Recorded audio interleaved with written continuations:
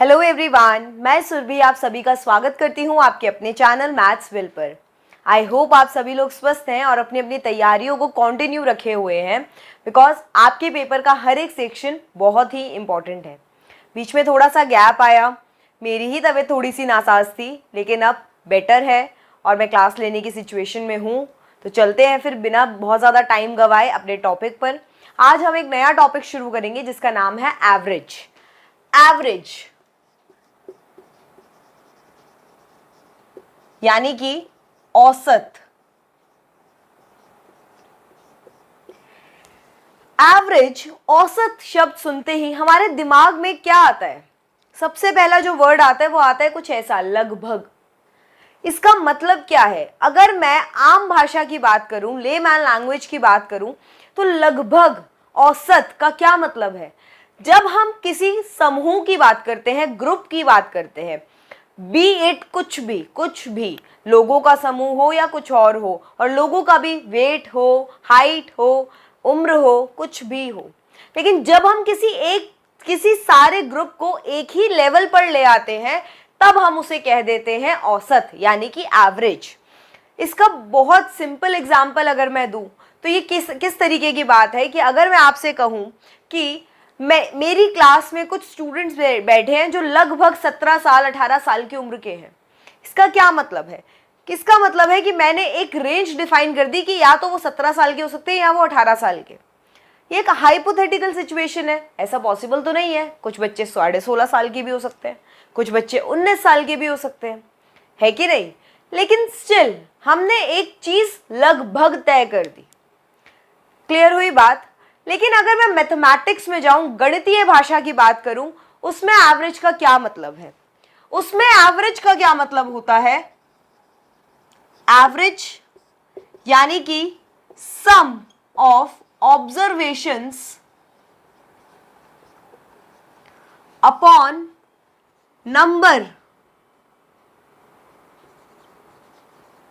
Number of observations. आपकी संख्याएं, आपके नंबर्स का समूह, उनका योग, और वो कितनी संख्याएं हैं हम उसे भाग देते हैं। ये होता है हमारा एवरेज। ये फॉर्मूला कुछ जाना पहचाना सा नहीं लग रहा, कुछ नया तो है नहीं इसमें। कुछ बातें याद आ रही होंगी, बिल्कुल। मीन, जो आप बचपन में एक मीन निकालते थे स्टैटिस्टिक्स में, उसमें भी तो यही होता था, FI XI अपॉन में FI, कुछ ऐसा होता था। ये वही कुछ मीन ही है। उसमें आप एक स्टैटिस्टिकल डाटा का मीन निकालते थे, इसमें आप नॉर्मल ऑब्जर्वेशंस का एवरेज निकालते हैं। अगर इसको थोड़ा सा और समझना चाहें तो इसका कुछ ऐसे मतलब समझ सकते हैं कि एक औरत है, एक हमारी प्यारी सी पूजनीय लेडी है, उनके 5 बच्चे हैं। अब उनके घर में क्या हुआ, एक सिक्कों से भरी गुल्लक टूट गई। तो माँ ने बोला सारे बच्चे मिलके सारे सिक्के चुगो, भाई इकट्ठे करो, समेटो। बच्चे बोले नहीं हम नहीं कर रहे। माँ ने बोला जिसको जितने सिक्के मिलेंगे उतने तुम्हारे। तो बच्चे अब खुश हो गए, अब उन्होंने जरूर उसे समेटा। तो उनमें से एक बच्चे को मिले 19 रुपए, एक को मिले 11 रुपए, एक को मिले सपोज कीजिए 7 रुपए, एक को 8 मिले, और जो सबसे छोटा था बेचारा उसको 5 ही रुपए मिले। अब दिक्कत ये हुई कि ये सारे बच्चे अपने पैसे लेके अपनी माँ के पास गए और बोला अब ये हमारा हुआ। लेकिन जो छोटे वाला था उसने तो रोना शुरू कर दिया कि भाई सबसे बड़ा वाला तो मेरा है, सबसे बड़े वाले को तो सबसे ज्यादा मिले हैं, तो हम मेरे को तो उससे भी शेयर दो, इससे भी दिलवाओ, मेरे पास सबसे कम है। तो माँ ने क्या किया, सारे सिक्के अपने पास समेटे, उन्हें गिना। तो उन्हें जब गिना गया तो कितने आए वो टोटल?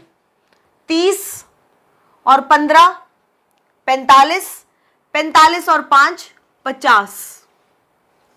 भाई टोटल पैसे गिने माँ ने, तो माँ ने देखा कितने आई ये 30 बना, ये आपका बना 15 और 5 20, 50 बन गए। माँ ने क्या किया, उन सारे पैसों को लेके अपने 5 बच्चों में बराबर बांट दिया। तो बराबर कैसे बांटा? 5 से भाग देकर। और भाग दिया तो सबके बांटे कितने कितने आए? 10-10 रुपए आ गए।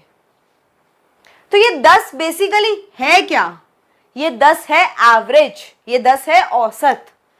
सम ऑफ ऑब्जर्वेशंस कितने पैसे थे? सबका जोड़, योग, और हमने भाग किससे दिया? हमने भाग दिया नंबर ऑफ ऑब्जर्वेशंस, यानी कि कितने थे बच्चे कितने पैसे लेकर आए उनका योग, और कितने बच्चे हैं वो, और उनको भाग दे दिया, तो हमारे पास आ गया औसत, एवरेज।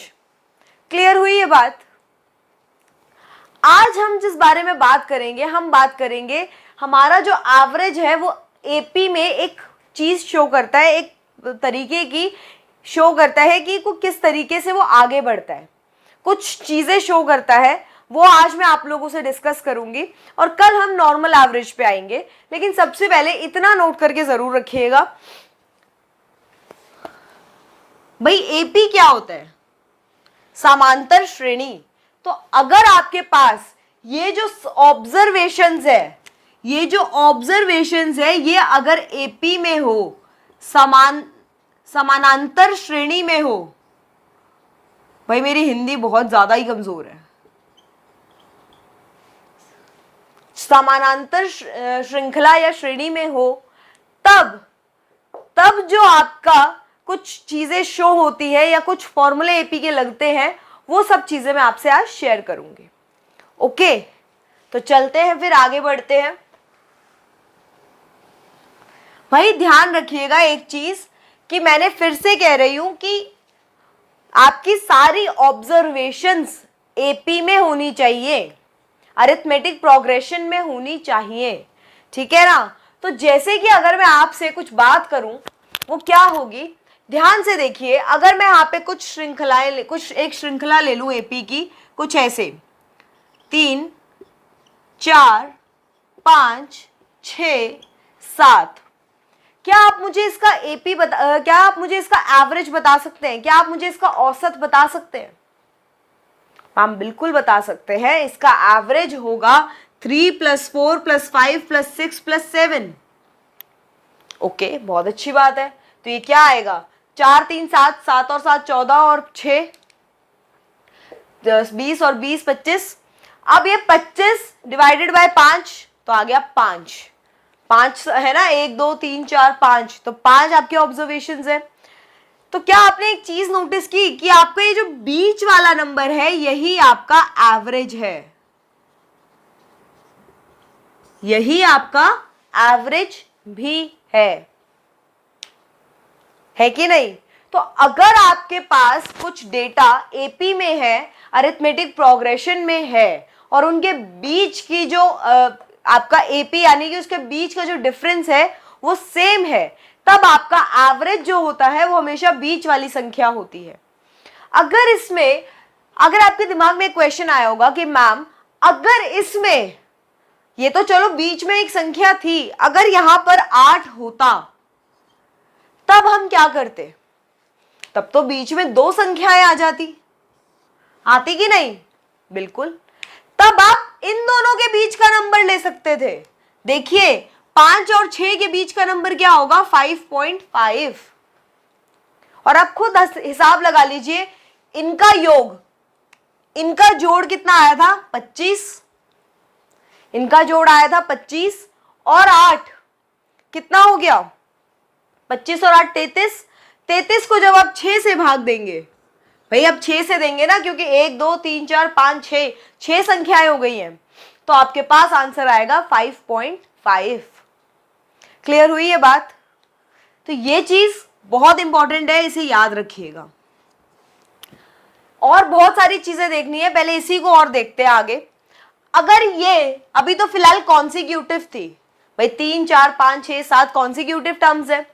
अगर ये 2 2 3 3 के गैप पे होती, 2 2 मतलब इवन ऑड नंबर्स के हिसाब से दे दिया होता, या फिर 3 या 4 के गैप पे होती, जैसे सपोज कीजिए अब की बार ये 3 3 4 7, 4 11, 4 15, 4 19 और ठीक है। तो अगर ये इस गैप पे होती तो इनका एवरेज क्या होता? आप बेशक कैलकुलेट करके देख लीजिए, तब भी इसका एवरेज बीच वाला नंबर ही होता, जो इस सीरीज का बीच वाला नंबर है वही होता। आई बात समझ में? तो ऐसा कुछ नहीं है कि अगर उसमें एक एक का गैप था तो ही ऐसा हुआ, नहीं, तभी भी ये बीच वाला नंबर ही होता। और अगर यहां पर एक नंबर और आ जाता 23, अगर एक नंबर और आ जाता यहां पर 23, तब आपके पास एवरेज क्या होती? तब आपके पास एवरेज बच्चों इसके इन दोनों नंबर्स के बीच वाला नंबर होता। तो 11 से 15 के बीच में कौन सा नंबर है भाई? इसके बीच में क्या है? 12, 13 और 14। तो बीच में कौन सा है? 13। तो इसका एवरेज होता 13, और आप इसे कैलकुलेट करके देख सकते हैं।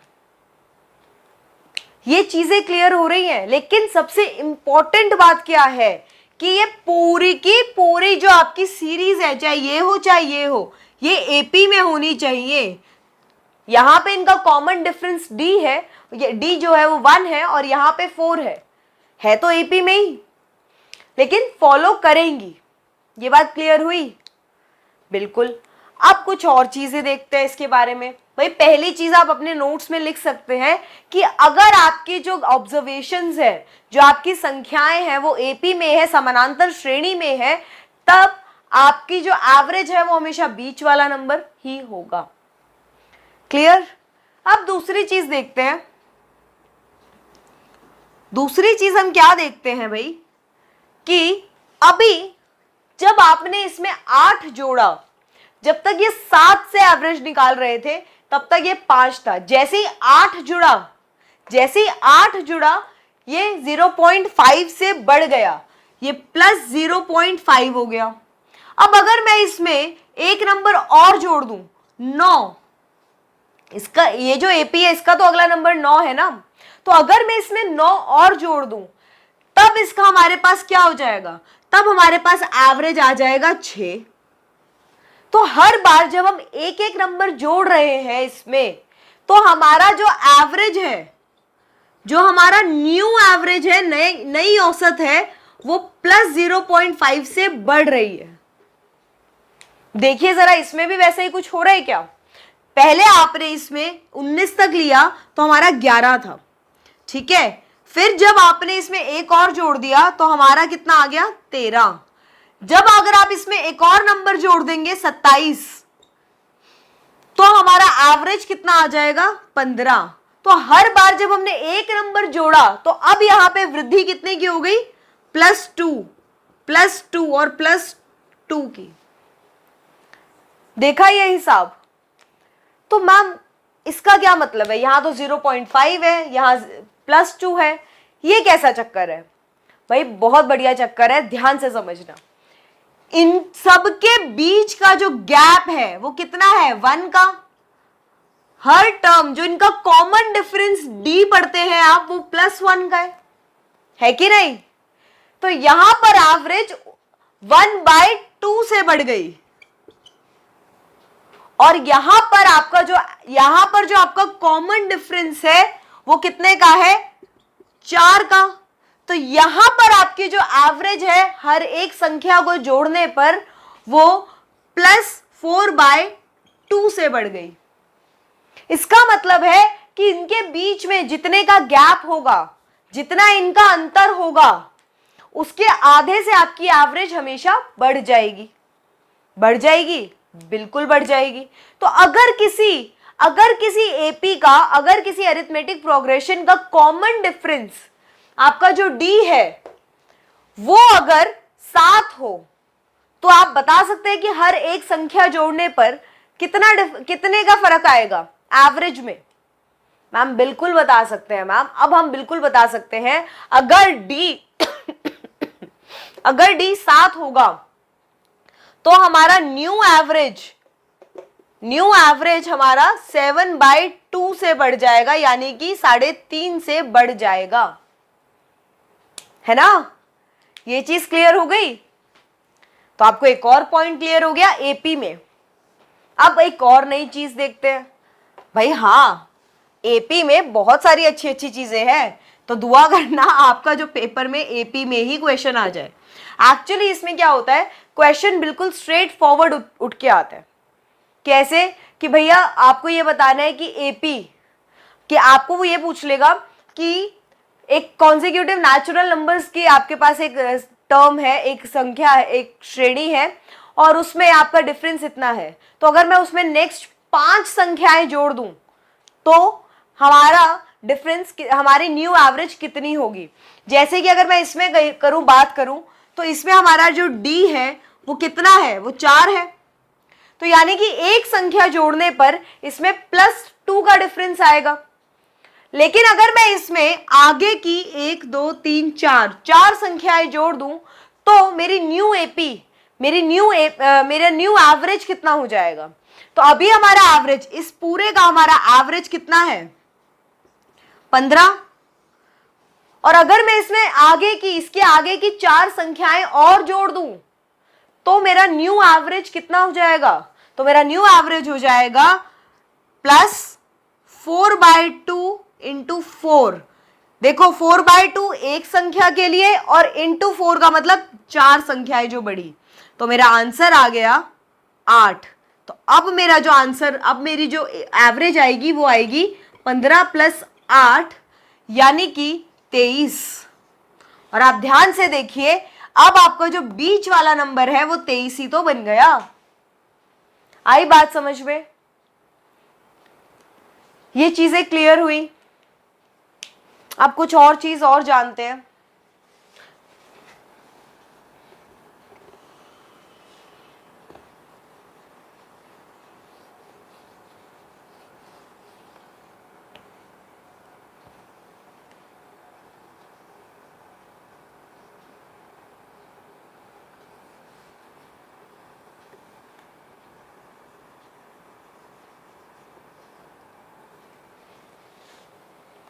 ये मैंने सीरीज को भी बचा लिया, उसका रीजन है कि यहीं से हम 2-4 चीजें और जानेंगे।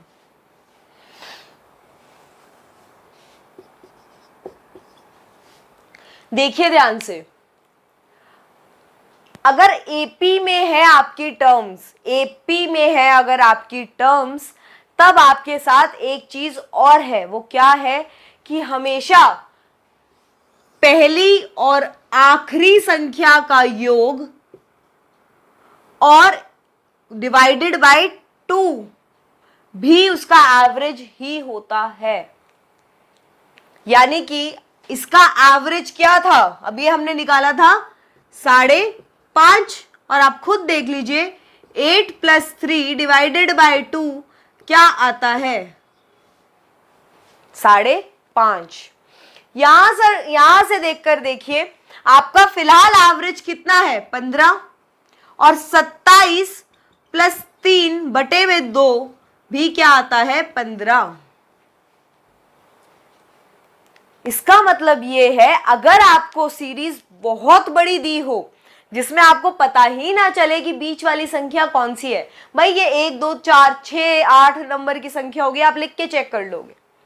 लेकिन अगर आपके पास 100 नंबर 150 नंबर की संख्या आ गई, तब आप क्या करोगे, तब आप पहली और आखिरी संख्या को योग करोगे और उसको भाग दोगे 2 से, और आपका आंसर आ जाएगा जो भी आपका संख्या होगी।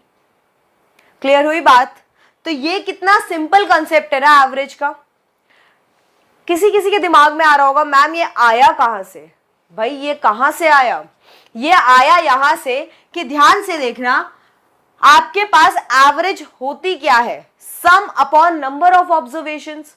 तो अगर आपको n संख्याओं का सम निकालना है तो आपका एपी का एक फॉर्मूला होता था, वो क्या होता था, first term plus last term, यही होता था, और बाहर होता था n/2। यह आपका एपी का फॉर्मूला होता था कि पहली टर्म, इसको आप कुछ ऐसे लिखते थे n/2 a प्लस l। यानी कि आप अगर कोई चीज एपी में है, अरिथमेटिक प्रोग्रेशन में है, समानांतर श्रेणी में है, तब आपकी पहली संख्या और आखिरी संख्या का योग, और उसे हम गुणा करते थे कि जितनी संख्याएं हैं उसके आधे से, यही होता था। और एवरेज क्या होता है हमारा?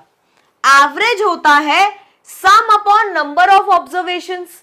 तो अगर मैं एवरेज की बात करूं तो एवरेज होता है सम अपॉन नंबर ऑफ ऑब्जर्वेशंस। तो इसको भाग किससे देंगे? Number of observations. तो कितनी है हमारे पास नंबर ऑफ ऑब्जर्वेशंस? n ही तो है। तो ये n और ये n कैंसिल हो जाएगा और एवरेज आ जाएगी a प्लस l/2। तो ये जो मैथ्स के विजर्ड्स होते हैं, जो आपको ये सब चीजें ट्रिक की तरह बताते हैं, ट्रिक वगैरह कुछ नहीं होती, मैजिक, जादू, हाथ की सफाई होती है। और ये वही हाथ की सफाई है जिसे आज मैंने आपको खोलकर दिखाया है। क्लियर हुई बात? और यही सारी चीजें, ये जो मैंने आपको अभी बताई कि ये 0.5 से इससे बढ़ जाएगा, ये सब इसी फॉर्मूला से डेराइव की गई है। ऐसा कुछ नहीं है जो ऐसा मैंने कुछ बहुत यूनिक बताया हो। ये सिर्फ, मैं आपको हमेशा कहती हूँ, चाहे रिमाइंडर वाला कंसेप्ट हमने पढ़ा हो, चाहे यूनिट डिजिट वाला कंसेप्ट हमने पढ़ा हो, कि जितनी भी ट्रिक्स है वो हमेशा ट्रेडिशनल मेथड से आती हैं। तो आपको ये पता होना चाहिए पीछे कंसेप्ट क्या लगा है। जैसे आपको कंसेप्ट समझ में आएगा, आपके लिए हर ट्रिक, हर पूरी की पूरी मैथ्स आपके लिए ट्रिक है, और हर एक ट्रिक आपके लिए कंसेप्ट है। क्लियर है बात को? तो अब अगर आपको ये सब चीजों को थोड़ा सा नोट करना है तो प्रॉपरली कर लीजिए। फिर मैं आपको थोड़ी सी झलक जरूर दिखाना चाहूंगी कि पेपर में डायरेक्ट क्वेश्चंस कैसे कैसे पूछे जाते हैं। ठीक है, एक दो चीजें और बताऊंगी थोड़ा सा। ये ऑड और इवन नंबर्स की जो कहानी होती है, इसको भी जानना जरूरी है, ऑल्दो ये भी इसी से सॉल्व हो जाएंगे, लेकिन थोड़ा सा जान लीजिए तो आपके लिए आसानी हो जाएगी। ओके, तो पहले एक बार इसे नोट कीजिए, फिर हम थोड़ा और आगे बढ़ते हैं।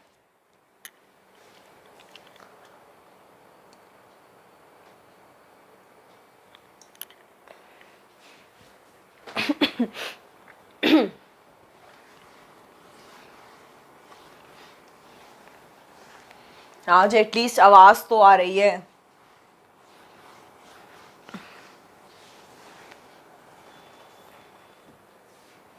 ऑड और इवन नंबर्स की क्या कहानी है? आप लोगों को जैसे पता होगा, आपसे क्वेश्चंस कैसे कैसे पूछे जाते हैं। आपसे पूछा गया find the average of first 38 odd numbers.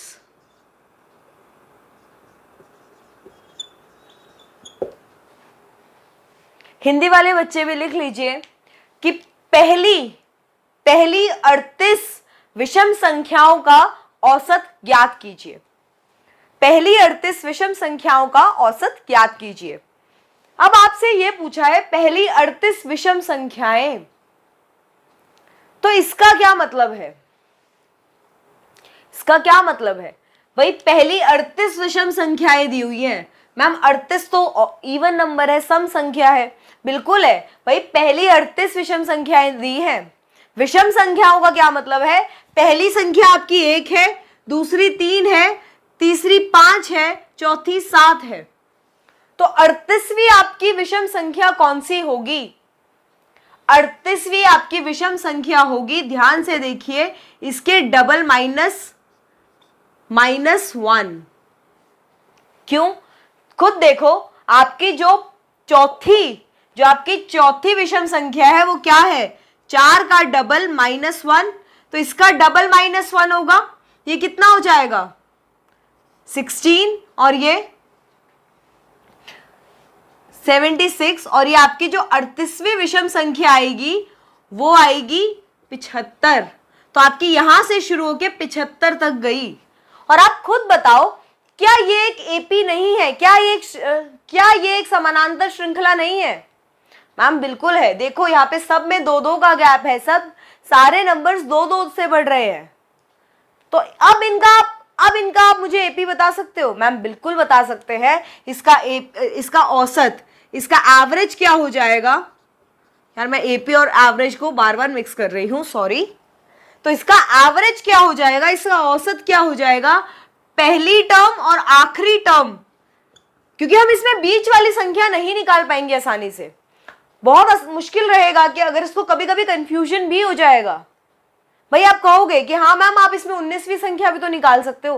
भाई बिल्कुल निकाल सकते हो, लेकिन अगर गलती से भी आपने ये -1 वगैरह नहीं कर पाए, कोई दिक्कत हो गई, तो यार आपका पूरा क्वेश्चन गलत हो जाएगा। और आपको पता है आपके एक एक नंबर, ये जो आपका 0.25 या 1/4 जो आपका ये नंबर है जो कटता है गलत होने पर, यह आपको कितनी रैंक ऊपर या नीचे खिसका देता है, ये आपको अंदाजा है, बहुत अच्छे से अंदाजा है। तो इसीलिए हम यहाँ पर क्या करते हैं, हम यहाँ पर सिंपल फॉर्मूला अप्लाई करेंगे, 1 + 75 अपॉन में 2। तो यहाँ पे आपका आंसर आ गया 38। वापस आपका आंसर ऐसे आ गया 38। तो अगर सेम ही आंसर आया है कुछ कुछ क्वेश्चन से, तो इसका मतलब कुछ ना कुछ और रिलेशन भी होगा। भाई बिल्कुल है। मैं फिर से एक चीज बता दूं, उतना याद करना जो याद रह जाए। मेरा फर्ज है आपको हर चीज बताना, लेकिन आपको पेपर पास करना है। आपको इस सब्जेक्ट का पर्टिकुलर चीज का कोई महाज्ञानी नहीं बनना है। तो इसीलिए मैं हमेशा कहती हूँ जो राइट अप्रोच है पेपर पास करने की, वो यही है। पता आपको सब कुछ होना चाहिए, बहुत अच्छी बात है, कहीं ना कहीं आपने भी आगे जाके टीचिंग प्रोफेशन में ही जाना है, लेकिन ये जो भी है, अगर आपको याद नहीं रह पा रहा है कोई प्रॉब्लम नहीं है, हर चीज याद करने की जरूरत नहीं है। मैथमेटिक्स में एक ही क्वेश्चन को आप कई सारे तरीकों से सॉल्व कर सकते हो, लेकिन प्रॉब्लम क्या है, सारे तरीके आप याद नहीं कर सकते। तो बेस्ट है एक तरीका हर क्वेश्चन को सॉल्व करने का याद कर लो, और उस पे इतनी अच्छी पकड़ बना लो कि आपका उसमें हाथ कोई ना पकड़ सके।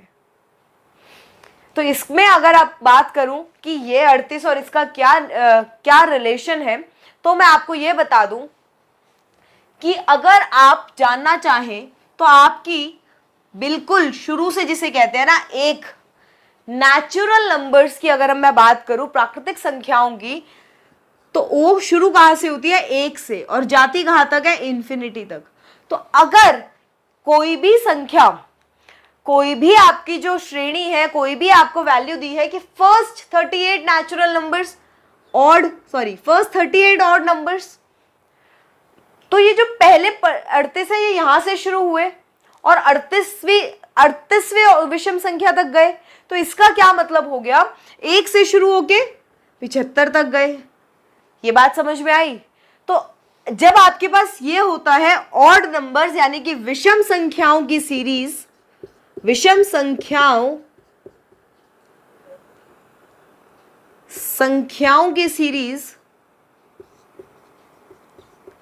तब आपके पास इनका एक योग, सम का एक फॉर्मूला होता है। वो क्या होता है कि जितनी संख्याएं बोली हैं उनका स्क्वायर, क्या? उनका स्क्वायर।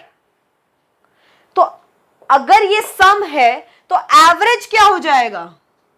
भाई सम अगर ऑड नंबर्स की सीरीज का ये है, तो इनका एवरेज क्या हो जाएगा? एवरेज होता है सम अपॉन में नंबर। तो सम कितना है? n² और नंबर कितना है? n। तो ये आंसर आ गया n। है कि नहीं? बिल्कुल मजेदार बात। तो इसका मतलब अगर पहली 38 बोली है तो उसका जो आंसर आएगा वो 38 ही आएगा। अगर यहाँ पे पहली 138 बोल देते तब उसका आंसर फिर 138 आ जाता।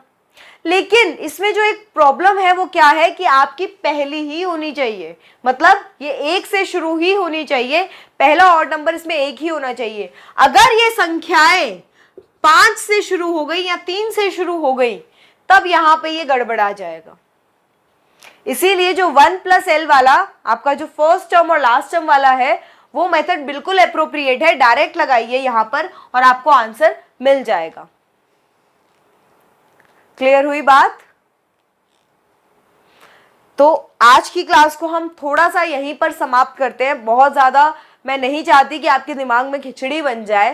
कल मैं आपके सामने आऊँगी कुछ ऐसे ही फॉर्मूलेज के साथ और कुछ और छोटी मोटी बातों के साथ, और उसके बाद हम करेंगे इस पर भर भर के क्वेश्चंस, जिसमें हम प्रॉपर ट्रिक्स भी सीखेंगे।